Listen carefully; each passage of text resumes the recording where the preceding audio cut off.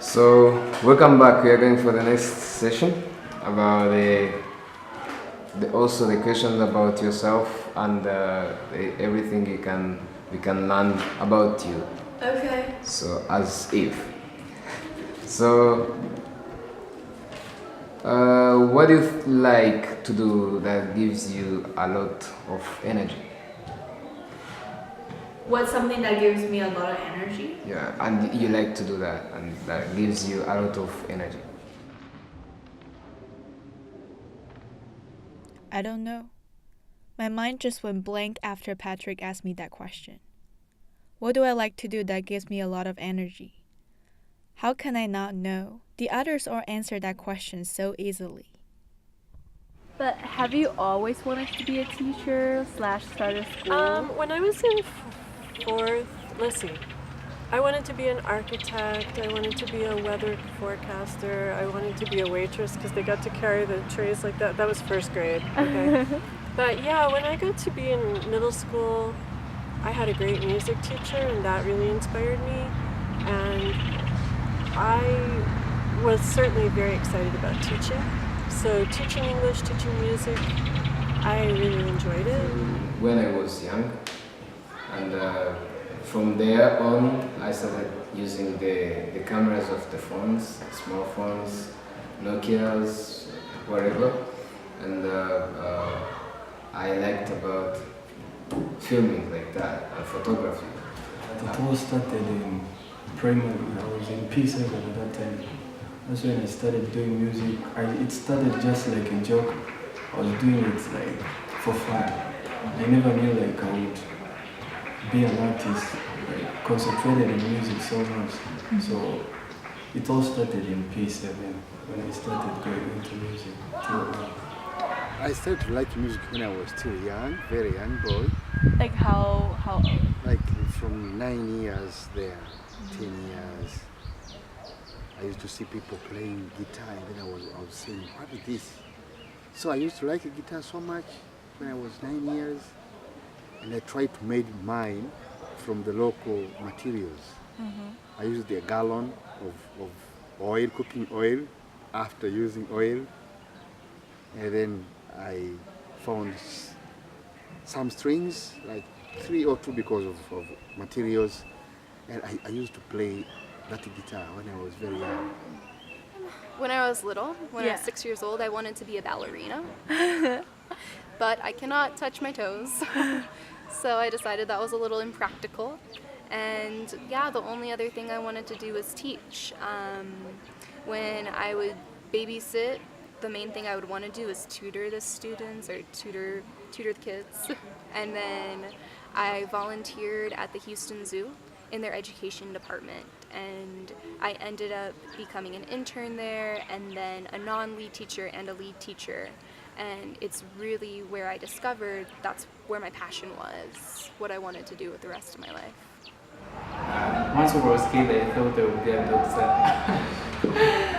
That was my dream, because I like helping people out, like treating people, healing people. That was my dream, like helping people out, treat people. That was my dream. But how did you switch to music now? When music became like my walking stick when I was a little kid, because when I lost my mom, I just like depressed, having no hopes. So I started listening to music, listening to some artists in Rwanda called like Bulldog, called Green Pea. They help me out, like they make me feel happy, and they make me feel like I'm not alone at all.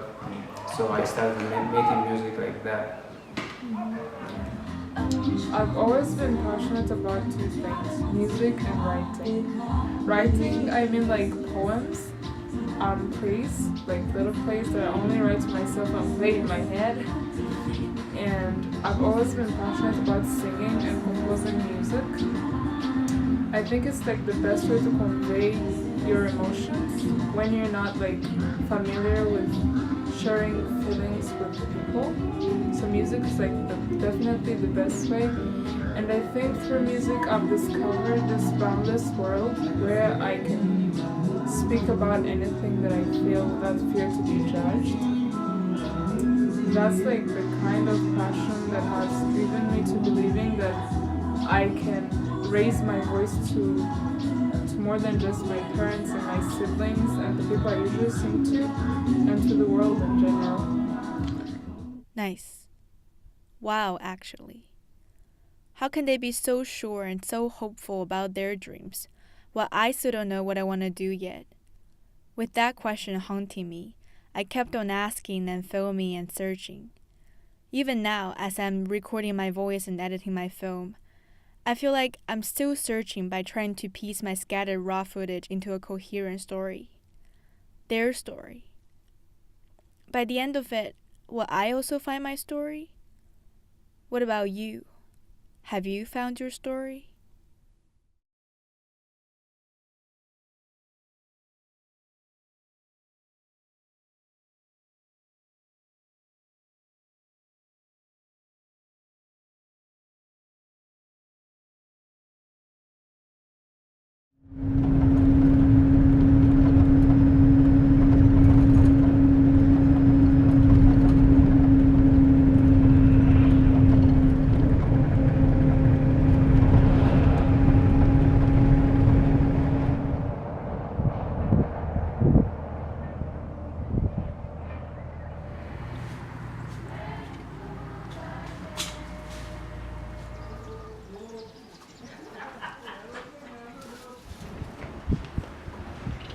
I'm going to start with the school administration.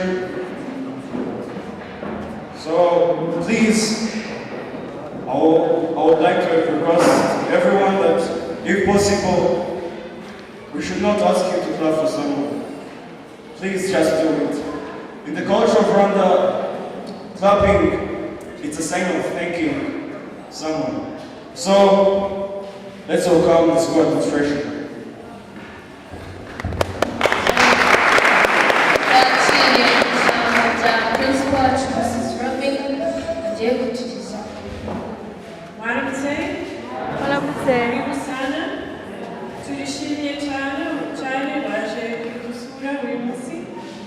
We're so glad that you came to visit us today, and I'm going to ask Angela to help me to translate a few ideas.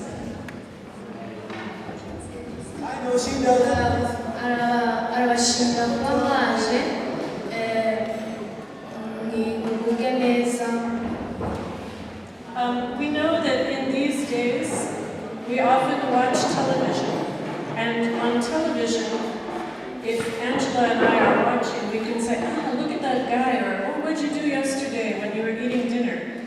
But when someone is right here performing, we want to keep from talking while they are performing. tujya tureba kuri televiziyo tukaba twabona tuvuga ati Angela dore nguriya ngo ariko iyo umuntu ahagaze hano ari guperforminga ari gukora ibyo yateganyije gukora bikwereka isura nyayo y'ibyo akora.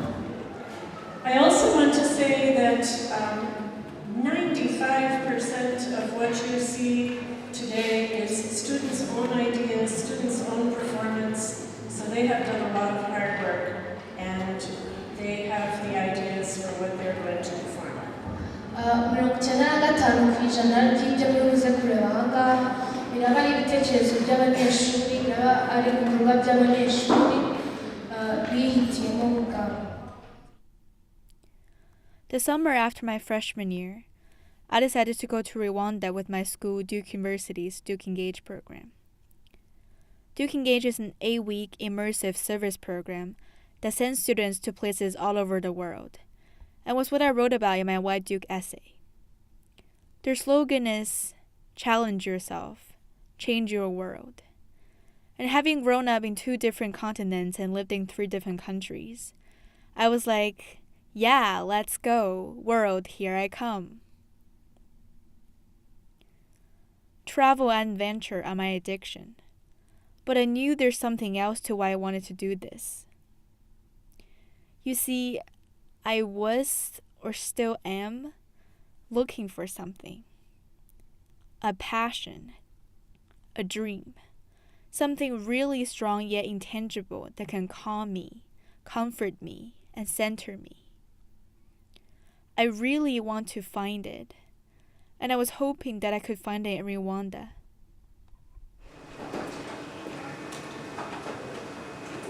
And my mouth speaks your praises, joyful lips. In the shadow of your wings I sing for joy. So I really liked school, I liked learning. I was very lucky in high school to go to a high school that was really fantastic in Ithaca, New York. It had lots of international students, it had lots of sciences, humanities. Everybody was valued. Students had a lot of ownership of what they were doing. And then I went to another high school I won't name the school, but it was in a different part of the country, and it was really, really conformist, and you were supposed to do everybody do the same thing. Everybody go to the same sports on Friday night. Everybody, I got taken to the principal's office because I didn't go to a sports rally. And I was like, who cares? Just not everybody has the same ideas. And then I went, so that gave me a kind of image of a great high school and a not so great high school. And I guess I would say then I became a music teacher. I then went into linguistics. I did a lot of different things educationally, teaching university, teaching English as a second language, teaching middle school music, worked at a YMCA, so I did a lot of different things. Then I went to Japan for 8 years, and I was teaching in university. And yeah, I loved it. It was so enjoyable, but I thought, I really want to do something that I can give back. And then I met my husband, and he's a Rwandan pastor, and he was clearly doing something to try to give back to Rwanda after the war. He grew up in a refugee camp, and so when I met him and decided, yeah, I really want to be with him, it's kind of like, okay, if I go to Rwanda, what am I going to do? And we had a discussion with the Minister of Education at that time, and he said, we really need secondary schools. And I said, oh, I can start a secondary school. And I think I had no idea that this means all of this. I was just thinking more like Laura Ingalls Wilder out on the prairie, like a two-room schoolhouse, something like that. But I'm really glad that it became something much bigger, because what it became is a more powerful model of changing Rwandan society and changing East Africa. There's all this thing about Africa rising, and I think it's 100% true. Yes, there are huge challenges and huge crises and huge disadvantages, but I also think that there is so much exciting young leadership coming up, and I really hope that we're contributing to that. That's my dream, is that we're making Rwanda's future better by training young people in a way that is really giving them leadership role. Yep. The very first time I stepped into the Rwamagana Lutheran School, I was already touched by the students there. They're so welcoming, curious, passionate, and full of energy. This might be weird, but they kind of remind me of baby lions. So bold, with little stars sparkling in their eyes. I feel like that's something I haven't had for a long time.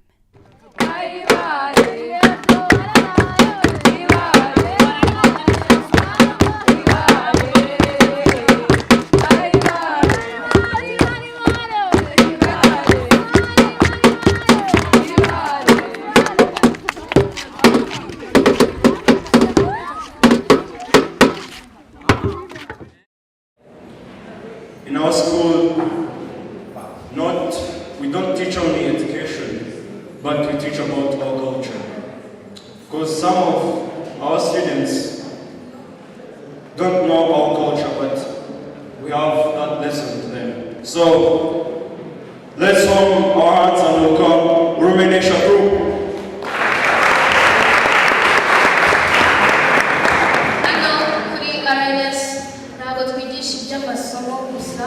twigisha n'iby'umuco rero dufite itsinda ryitwa urumenesha akaba ari itsinda ribyina imbyino gakondo reka tubasabe baze batwereke ibyo bacu. So please, we would like to request parents, students, please pay attention and you see what we've got to throw this.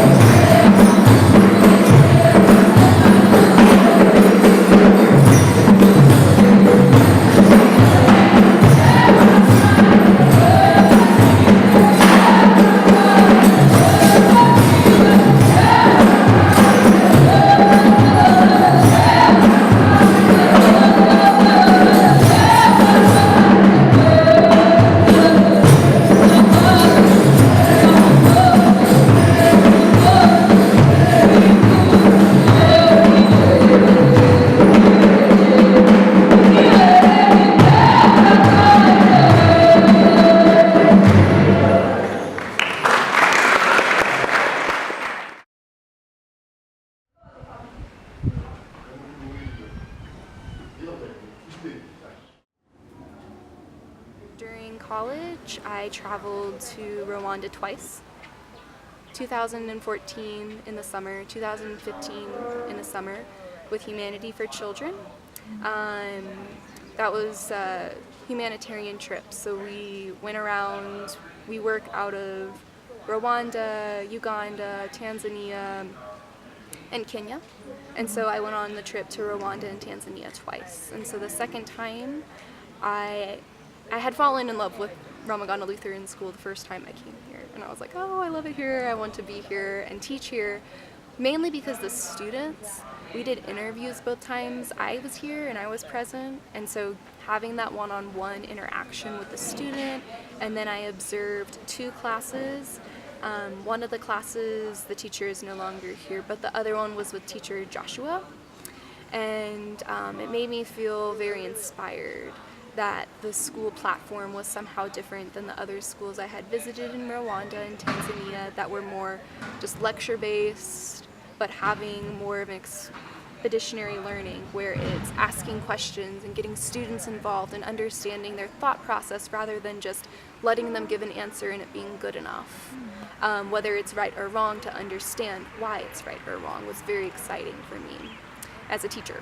And so I asked Robin if I could come teach here, and she said yes. So in 2017, I started working here in January. This is my second year teaching. I teach world history, I teach English. This year I have 1 crew, and then I also started co-teaching a project in an English class last year and this year called the Senior Project. So that's mainly what I do. Oh, and now I also teach a sub-history class. counted on to give a quick 1 or 2 minute statement that conveys the gist, the key points, the main highlights, the essence of today's reading assignment. If there are several main ideas or events to remember, you can use the bullets below. The summarizer. Your first part is a summary. Then you need at least 3 key points. They have 5, okay? The reason for that is if you cannot fit all of your sentences under your summarizer, under your paragraph there, you put the rest of it under your key points. The summarizer's paragraph should just be a brief overview. The specific details go below. Like what exactly about it that makes it so fascinating for you? So for me, the idea that every day you have the opportunity to change someone's life. You have the opportunity to encourage them and inspire them, and maybe they might not be so confident in their writing skills, or maybe they're struggling in math. But if you can make that connection with them as a teacher and encourage them to learn on every level, at every subject, then you have made a difference.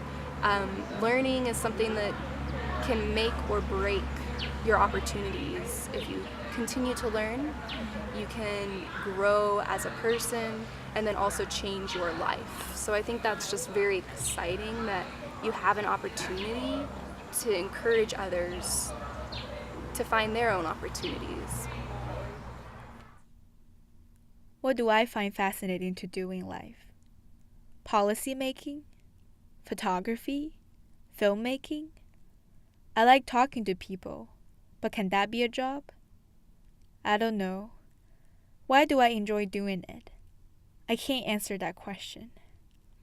Whenever I think about these things, I so acutely feel that there's a lion trap inside me, clawing the cage bars wanting to get out.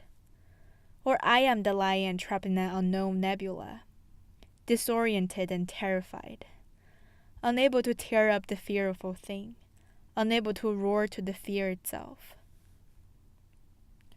The day I sat in Meredith's English class, the word of the day was mundane. I think I shivered when I saw this word. Mundane. How I fear it. That the colors and brightness of teenage dreams might get rusted and dusty over time. That young ambitions might get jaded and scented by the force of closed doors. That I might wake up one day, sweated, and realize that I would never break out of the nightmare of a mundane, humdrum life.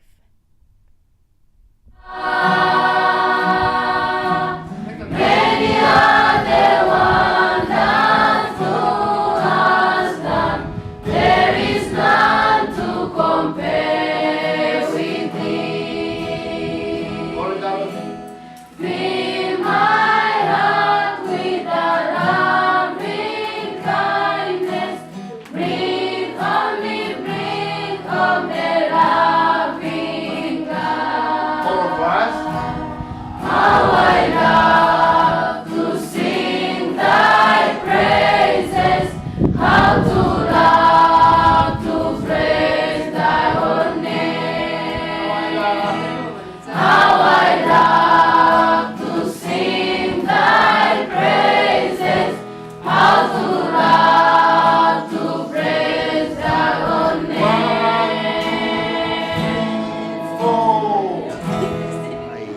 I saw piano in 1987. Yeah, when I was about 15 years there. And was from the church. And the boy who was playing there, I remember it was called Deo. He said, I'll teach you. So he started to show me this is black buttons, this is white buttons. I tried but a few times, in short time. And then I shifted from where I was living to another place. So I didn't see any more piano. And when I grew, I continued to like music, to join choir. In 1990, there were a few instruments were there. especially keyboard was not so much, but guitar was there, I remember. Guitar was there, but keyboard was somewhat expensive to buy.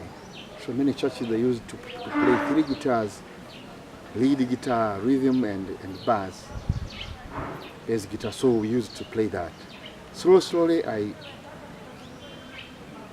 I found instruments like keyboard, and then when I came to Rwanda, came back home, I started to play keyboard in the church by using ear. I can hear the song. I used to hear the song and find out the beat, if it is 3/4, but I didn't know that it's 3/4 because now I know 3/4 because I'm from the school. But I can realize this beat is ta ta ti ta ti ti ta ti ti, and find the right rhythm from the keyboard, and just play by using accompaniment and some melody right hand. So when I was at the church, Robin came from USA at the church where I was playing keyboard. And Robin, she was so amazing. She was wondering how I can play without education, music education. And then she asked me, do you need to learn music? I said yes. And then Robin, she started teaching me music. This is whole note, this is half note, this is quarter note, how to clap, the rest, the whole rest, the quarter rest, and so and so. And then after some time, I said, we try our best to get support, and then we take you to school. So I went to school in neighboring country, Uganda, eastern border of Rwanda. So I started diploma there, and then I started a bachelor program, and then I came back to work with the Rwamagana Lutheran School.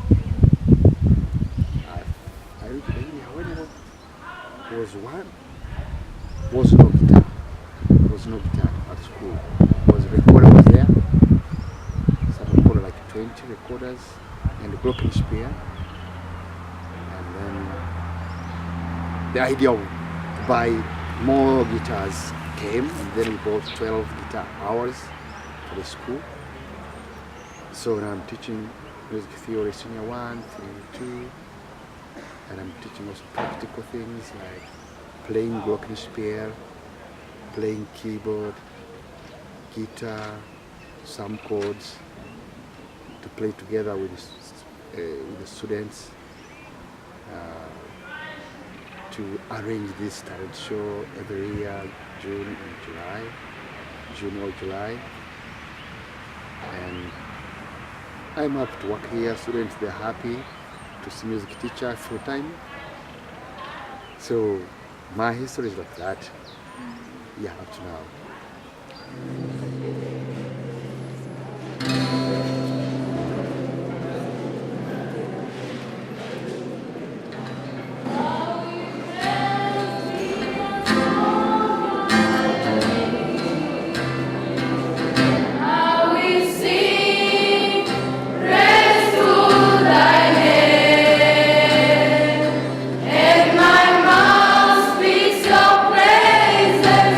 Joyful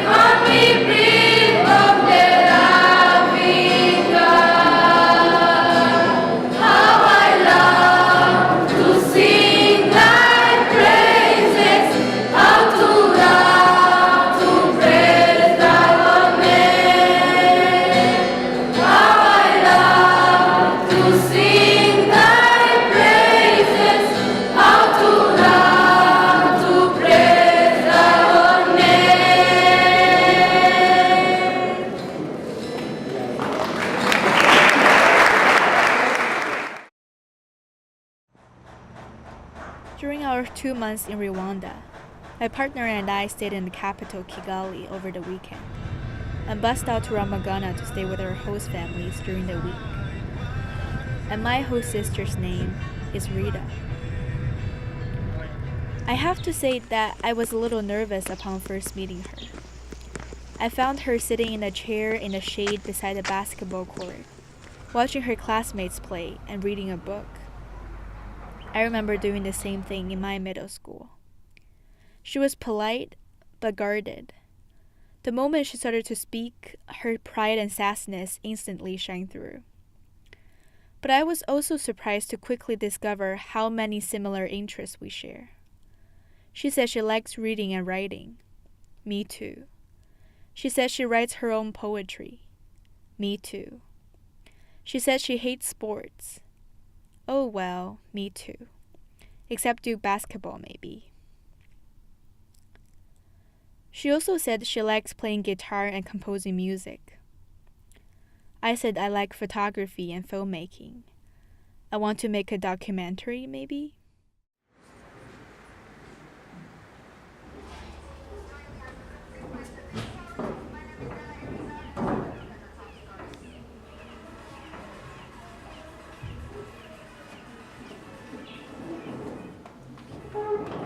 Oh, and this one is separated.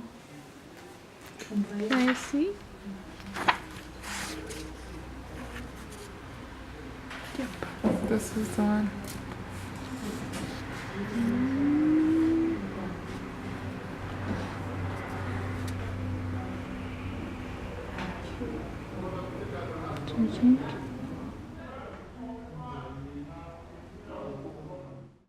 Oh my god, this poem is so you. I remember that's what I said to her. Does my sassiness upset you? I was so excited to meet her and really look forward to spending the 2 months with her. But aside from reading and writing, playing guitar and composing music, she forgot to tell me one more thing. That she is also an amazing singer. I was like a child growing up, entering into my teenage phase, and I just wanted to find myself. I wanted to know, who am I? What do I like? What do I want to do in the future? What gives me peace? What makes me feel at home? And so as I was like exploring and trying to find who I really am and what passions do I have, what interests, what hobbies, that's when music came into my life. That's when I got a guitar. That's when I started to like try out singing, and that's the kind of place that I found myself into. So I finally found my adventure and the thing that I wanted to do all my life. So before I never really that's how I got to music. I was trying to find myself, who am I? And then I met with music. I was like, this is who I am. This is what I want to do.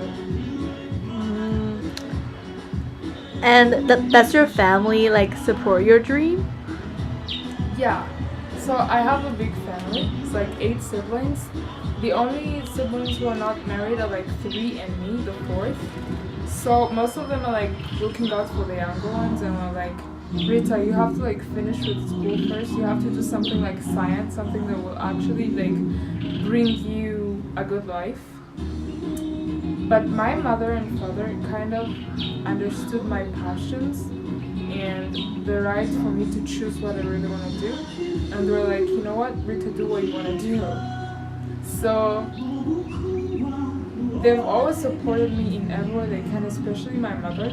I remember we used to go to radio interviews when I managed to get someone to interview me or get my voice on radio. And my mother was always there, stopping the mosquitoes off her shoulders, waiting for my interview to be over.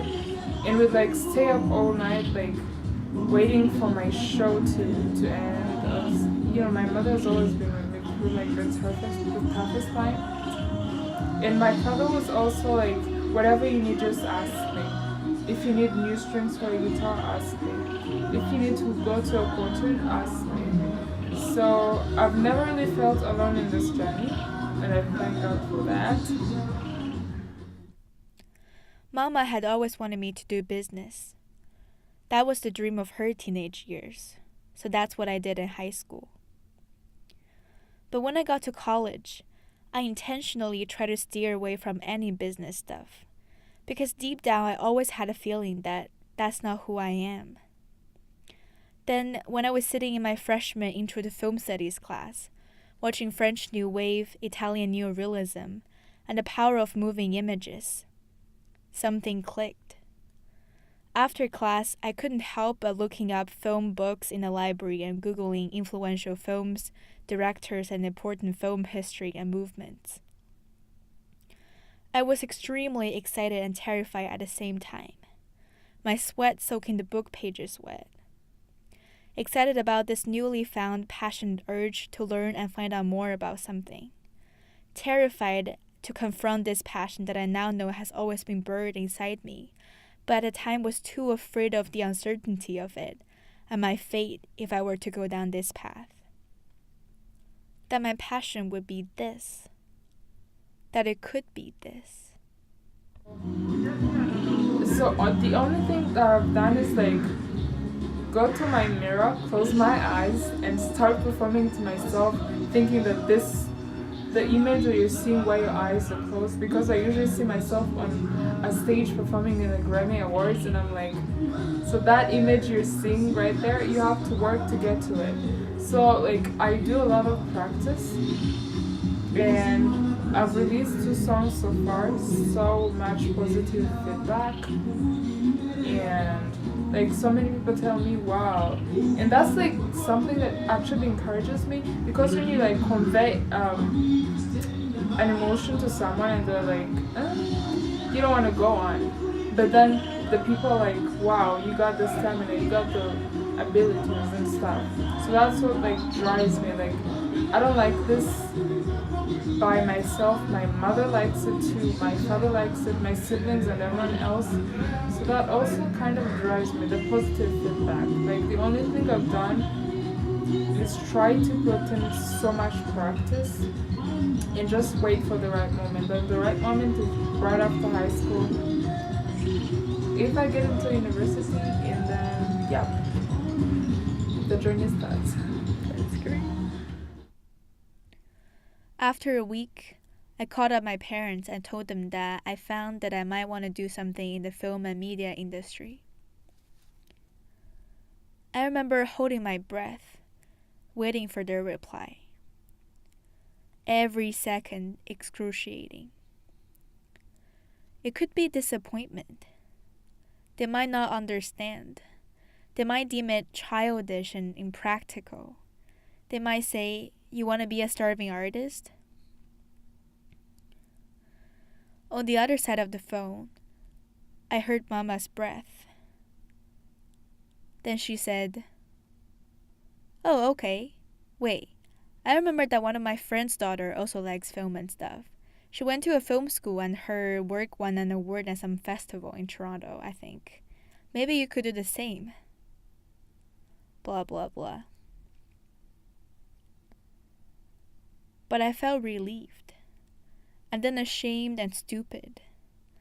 Then I suddenly remembered that when school was the hardest, I used to go to bed at 3 a.m. every day.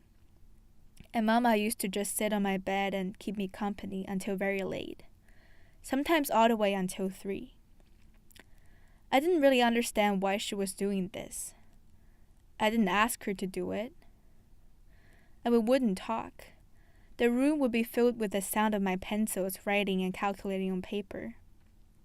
And I would be so absorbed that I would often forget her presence in the room. Now I wonder if she would forget too. I stand under feet, and I go alone around you.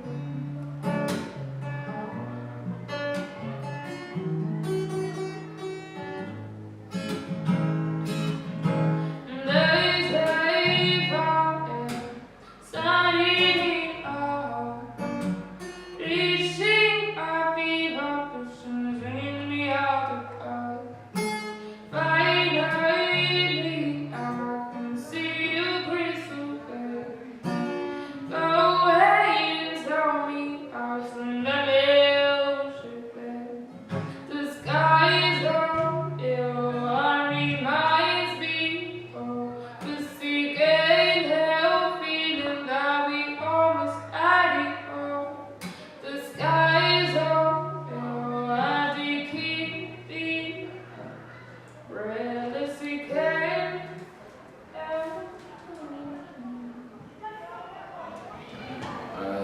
2017, summer, which was 2 months. It was in June and it was July. In June and July, I got a chance to be with a person who is more good at it. And that person is the one I used to call my brother, that is called Rwamagana. That it was coming from the Duke University in America. And they were in the program that is called Duke Engage in Rwanda, where they came at our school and they were taking the pictures, doing the documentary movies for our school. And from that time I got to be interested more because I've seen the camera that I was thinking about to touch or to hold in my hands before. And then by that time I talked to him and I said that I'm interested in it. And he said, that's cool, I can help you by that. He taught me many things about the camera, how to use it, the safety of the camera, everything. And then, because if you have passion to something and you've got it, it will be very easy for you to get it right. So by that time, I learned about the camera, holding it, and become familiar to the camera, and I say now my dream have become the real things, I think. I should quit photography and become a music producer. Okay. Alright, ready? Yeah.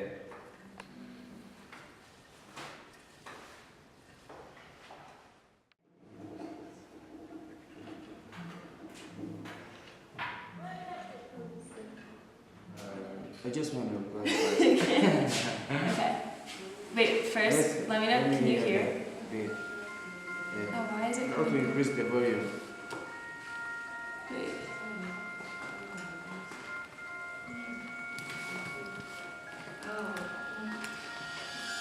Go on. Yeah. Nita Casper, Nita Thunder, Nita Rado.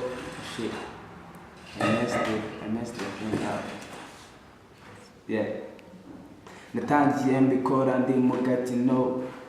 Amani gayo sata busy konza mbikora fresh bose baremera none ntacyo bambwira ndabikora nyita thaga nyita thanda nyita warrior njyewe ndatsinda ntacyo bambwira ndabasha njyewe banza wumva uko byomanuka mu mirongo Richie Casper twagiye Richie Casper twagiye mu maniga yose nahuye nayo ntacyo base bambwira bose buryo mbikora fresh mbirapa fresh bose baremera mbikora fresh.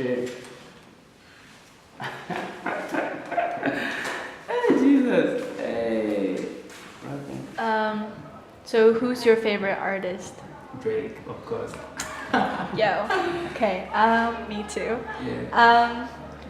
So, like, what was the moment you decided to like pursue music like more serious as like a possible career option? I started doing music when I was in P6. And that's when I started right that time doing music. But I started like having fun, just going in front of the class, rap for them. My friends said, Richard, you can make it up, you can make it up. So I started doing music like that. Does like anyone else in your family like music? No, I'm the first one. Yeah. Do they support your music dream? Not for real. My father doesn't allow me to do music because maybe things like musicians, there are people who take drugs, people who are irresponsible, people who doesn't care about their families. So he doesn't support me at all. So then how do you kind of like overcome his disapproval and sort of? Just, first of all, I want to convince him, like show him that what musicians can do, what we have, what we can do better. I want to show him that also musicians can do better things than every person, because we can achieve more stuff, we can develop well, we can study and succeed, we can pass national examinations and like others, something like that. Cool. So just start by telling me more about your background, your history, like your family, your childhood, where you grew up and stuff. Okay, I'm a boy who grew up from a country called Kenya, mainly in a place called Eldoret. Yeah, that's where I grew up, that's where I was born, that's where my life started. Are there any obstacles in the pursuit of your music dream? Obstacles? Yeah, there are some obstacles which, like, they are trying to prevent me from doing music, but not very many. It's just the main thing is proving to people that doing music is the right thing. That's the main obstacle, because most of the people in the world that we live in, they all think that when a person does music, won't care about his family, won't care about his future expectations. So what we are trying to do is just like, we are trying to prove to them that by doing music, you can also become a great person. So the main obstacle is trying to try to like make people believe that music is also something, can also move someone to a different stage. But will you be like influenced by other people's opinion, and do you ever have doubts yourself? No, I don't have doubts, but I'm influenced by other people. Yeah. I'm influenced. And how do you overcome that kind of influence? What kind of influence? Just like other people's like opinion about music and opinions of you? Okay, it disturbs me, but for me to make them believe that doing music is a great thing, I have to do it so that they can also see.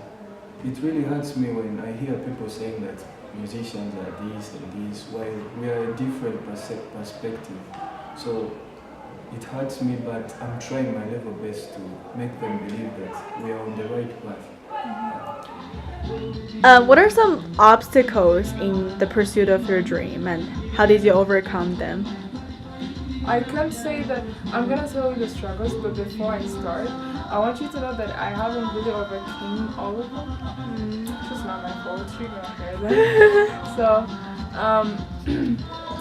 my biggest challenges are, so this is Rwanda. This small town is Rwamagana. And the reason, like, the music you'll hear is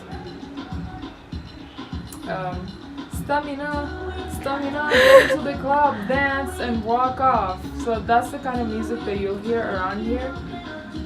But I feel like that's not the kind of music that I want to do. I want to do the kind of music that really touches people's hearts. Like the kind of music that you run to when your heart is breaking. So not like get into the club and stuff.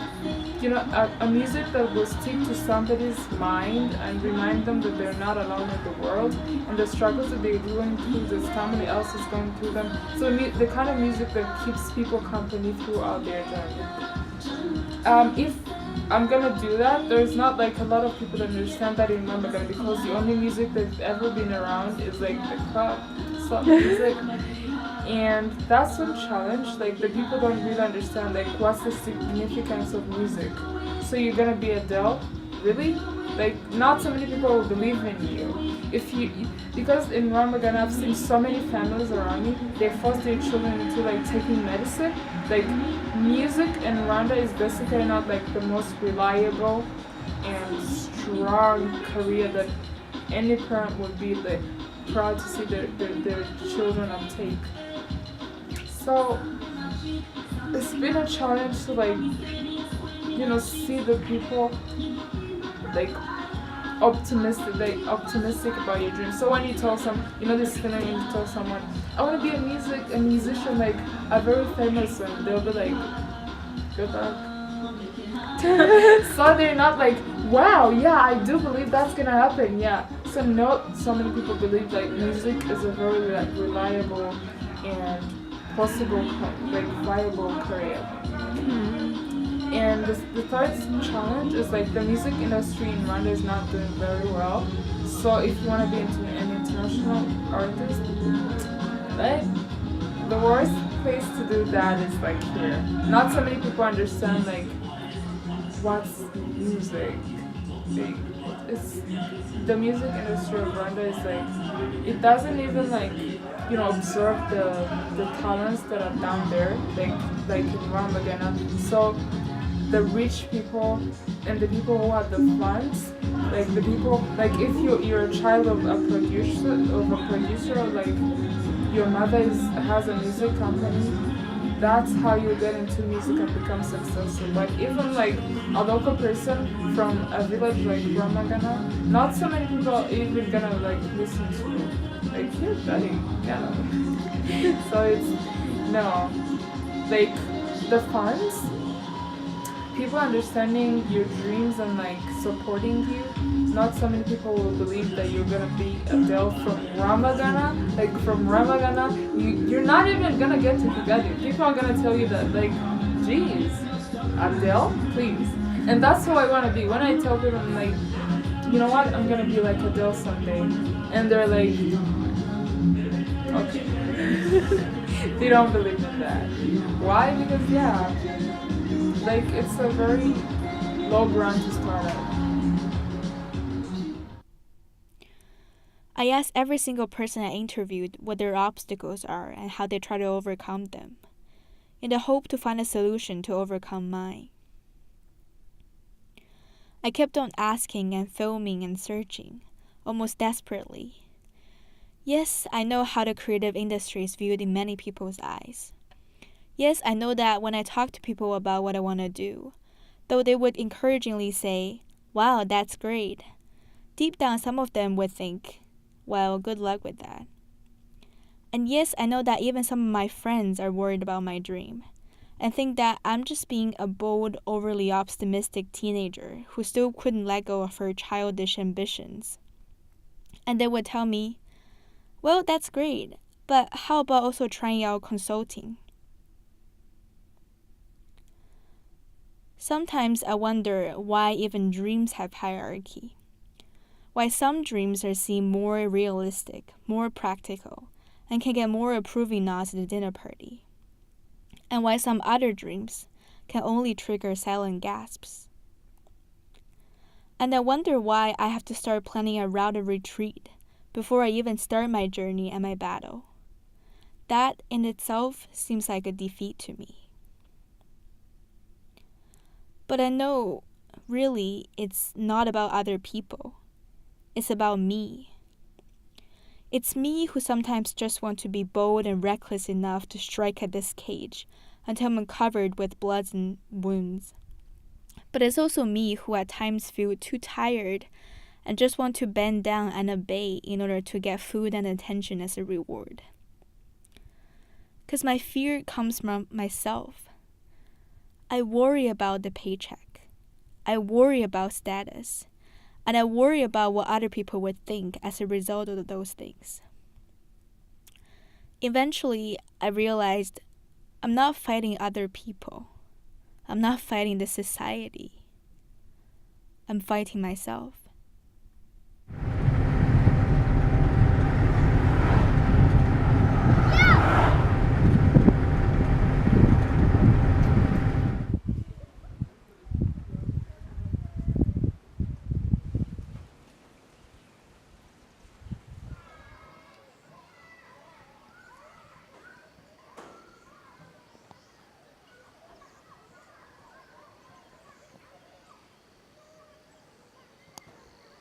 Go.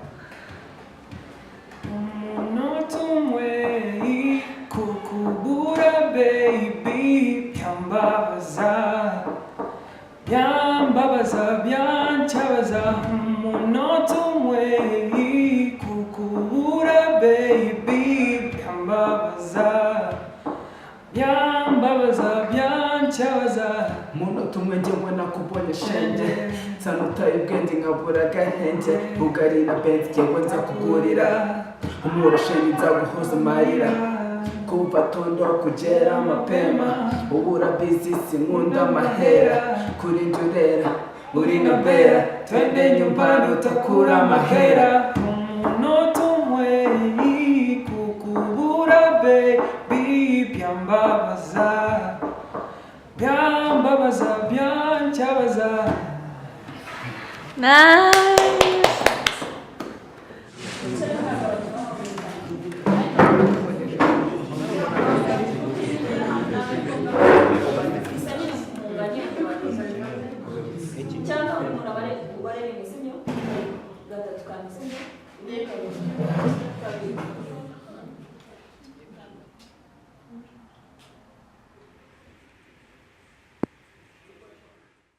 If you couldn't find a house, the place with the bed and one room.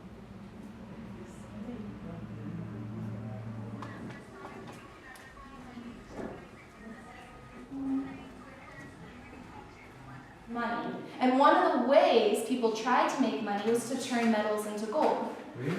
Yeah. In the past history, people tried to turn metal into gold. Now, it was not successful. Obviously, you cannot really do that. But she uses that aspect for mystery, which I found interesting, that did happen in the past. But in her world, they find a solution because they are wizards. So, how is that somehow different? How did it change from the real life to her world? And how is it based on it as well?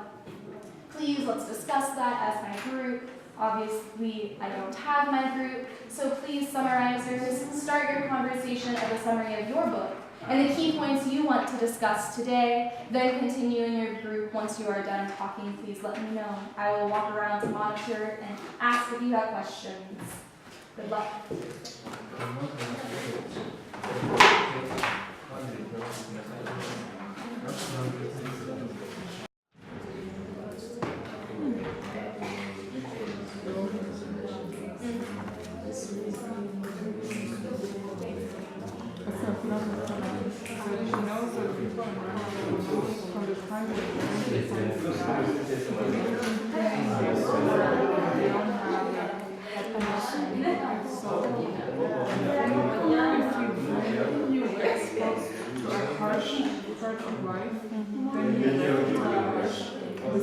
Kind of easier for you to digest, but it's not easy.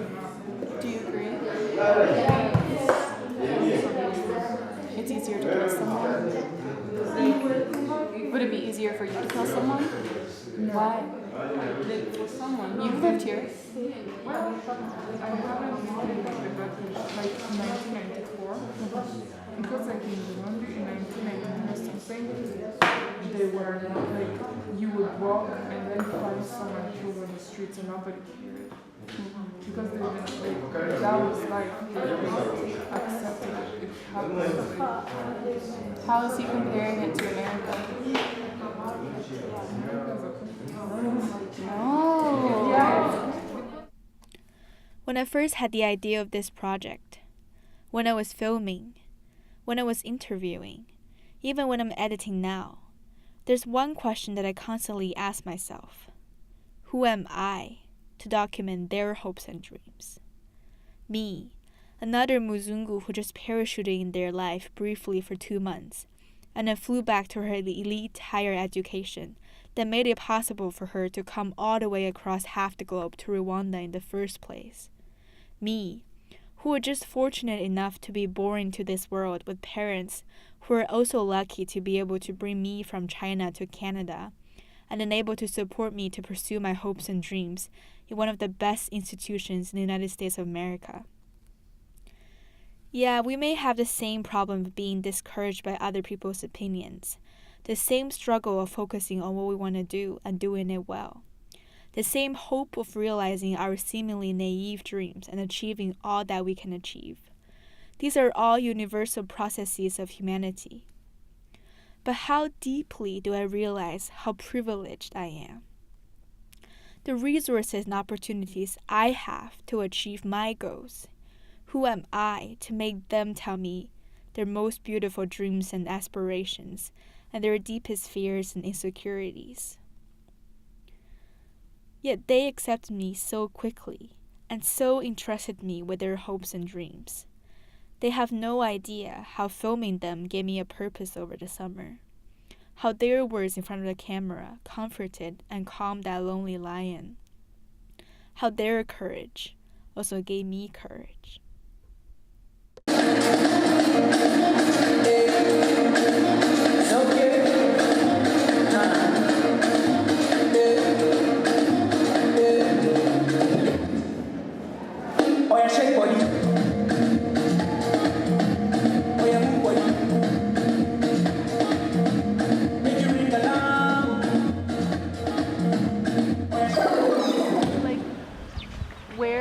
Where you are right now, like how is it the same as like what you've always wanted, or is it kind of different from what you wanted? Because you said you want to be like a performer, and now you're a music teacher. You get to perform in front of students, but is it like something you like imagine for yourself? Actually, I want so much to be a performer, but as things going on, I used to perform in the church, to sing the church, going to the concert, to perform with another group of singers, individual. In competition, I used to do it. So I think because I did it for somehow long time in the church, in competition with the others, in choir,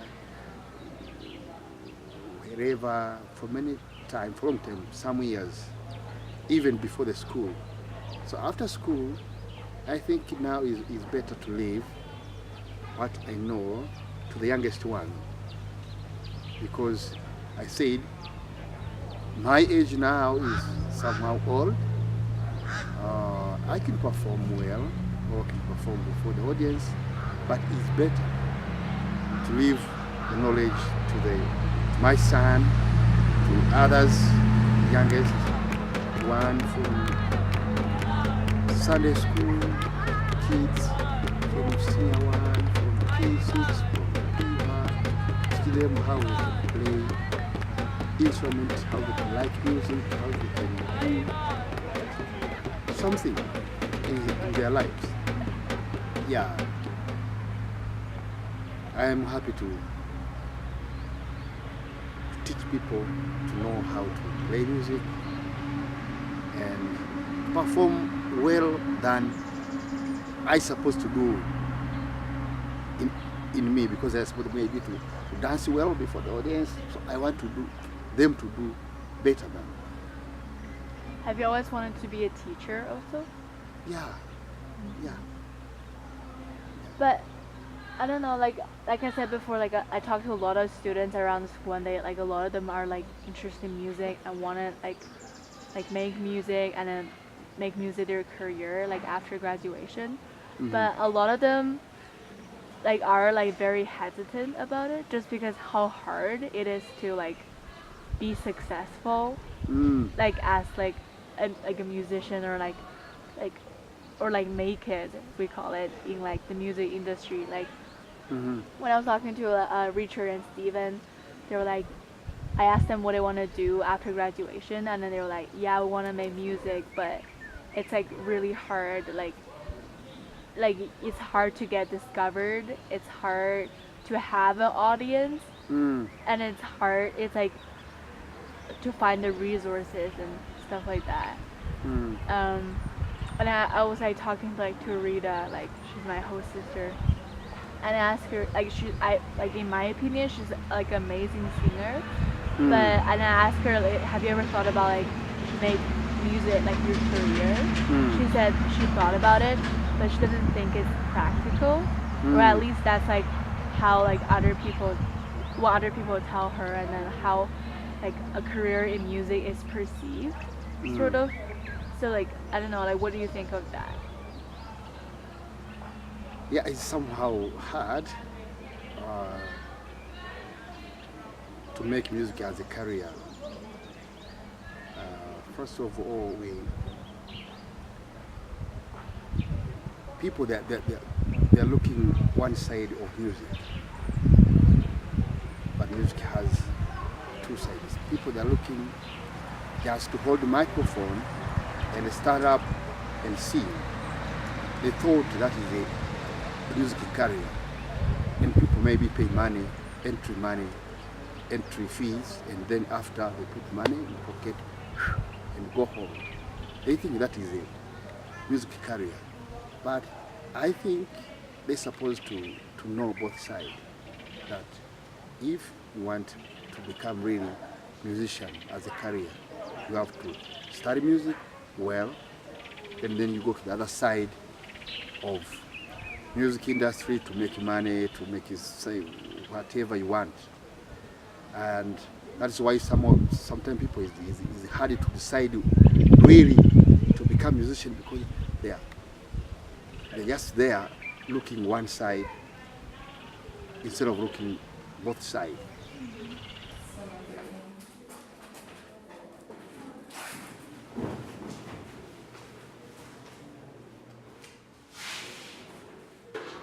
But like, have you encountered any like obstacles in your pursuit of like the dream to be a teacher? I think the biggest obstacle I face is that there's a lot of pushback to become a teacher, that somehow it is not an ideal profession, or it's not valued, especially on the pay grade scale. So when I would tell my friends and my family like I want to become a teacher, it wasn't something that necessarily excited them. It excited me, and I wasn't looking for like their affirmation, but I was hoping, that they would be more supportive. It's very surprising that as I continue teaching and continue understanding just these misconceptions that somehow teachers, if you can't do, you teach. I hate that saying. And you're responsible to encourage everyone and to teach everyone for their learning. If you can't do, get out of the classroom as a teacher and then go learn some more from a teacher who can. Then you can come back and teach others. But if you can't, why are you teaching others to not as well, that they can't as well? That mentality really is very transferable. But it's frustrating, I think, because teachers can't have such a big impact. But how do you overcome that kind of pushback and other people's doubts? I disagree with them. If anyone says that to me, I say, do you want me, if I can't do it, to teach 100 students to not be able to do it every day? Right? Like, well, people may not believe you right away, and people may not understand your perception. You can at least try and help them question their misunderstandings and to help them get a better understanding of why teaching is so important. The only way, I think, is just having those individual conversations. It would be great, okay, don't get me wrong, if the whole world got on board and they said that teaching is important. And people do agree on some level it's important, but it still has this like somehow stereotype or attitude that it's less than, like a doctor. But if you're going to help people live, you need to help them learn as well. Do you ever have doubts yourself? Like be affected by other people's like worry about like the paycheck and like stuff like that? Well, I think for me, money is not so important. I mean, money is important in the fact that I need it to continue my education, and education is so expensive at the higher level. That's the biggest problem, is I can't pay for it. But I think the doubts for me as a teacher would be if I am unable to find a way to communicate with my students. I know there's some barriers and some obstacles and there's some issues always. But if I am never able to, let's say, I continually have the same issue and I can't find a way to communicate with a student, that would be something that would make me concerned and doubt myself as a teacher. But I would not say that other people's opinions would necessarily come into my factor. Like, if my parents didn't want me to do it, well, too bad, I'm already here. Then, like, do you ever have doubts then because of other people's opinions and stuff? Yeah. As much as I try to keep like people's feedback and like people's view of my big dreams, I really try to not get affected. But then when everyone is like, you know, sweetheart, maybe you should just try something less bigger. Because like that's way too big for you. No one has ever made it out of Rwamagana to Kigali, to East Africa, to South Africa, to America, and to Grammy Awards. That's not gonna happen. So many people will be like that, and I try to like take that in, but like make sure it doesn't hurt my dreams and my feelings, but it kind of does. Because sometimes even though I don't want to see it as reality, it's reality. Because the big people who should be helping children out down there with talents, they're not doing that. Why? Because like they just don't reach out. I don't know why really, but like that does hurt my feelings when someone is like making you feel small for your dreams. It's not the best feeling. But I also know that that's part of the risk that you take when you decide to dream. And somehow if I'm gonna make a major, I'm not gonna let every single part of bad vibes get to me. So I'm gonna be like, yeah, I understand that's how you understand things, but watch me do it. Yeah. That's part of the risk you take when you decide to dream. That's part of the risk you take when you decide to dream.